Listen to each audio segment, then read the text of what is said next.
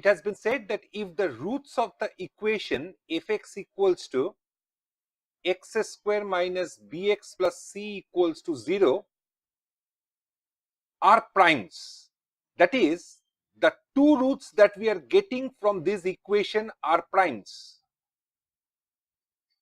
and b is an odd integer, c belongs to any integer, then we have to prove the first part, that c is an even integer. This is the first proof that we have to do.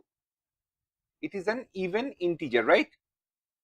Now, let us say the two roots of this equation be alpha and beta. Therefore, alpha plus beta will be b and alpha beta will be c, right? Now you see, since b is an odd integer and alpha beta are the prime numbers, we know that the prime numbers are odd integers except 2. Okay, now if we add two odd integers, we will never get an odd integer. Yes or no? If you add two odd integers, we will always get an even integer, not an odd integer. So to get an odd integer, one has to be even. If one is even, another one is odd, and if we add it, we are going to get an odd integer. Yes or no? But since alpha and beta are two prime numbers, so only 2 is the even prime. Therefore, one root of this equation is definitely 2.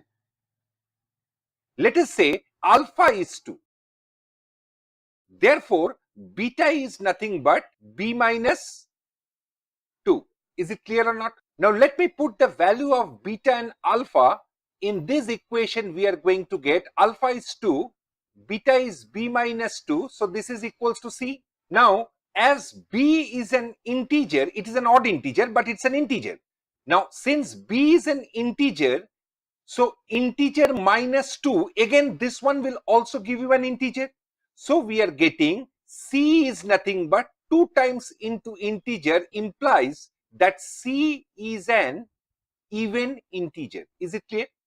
So this is the first part that we have proved. Second part automatically comes from this equation, which is nothing but your 2b minus 4 equals to c. So that implies 2b minus c is equals to 4. Is it clear? So this is the second part of the equation which we have proved. Is it clear to all of you? Okay.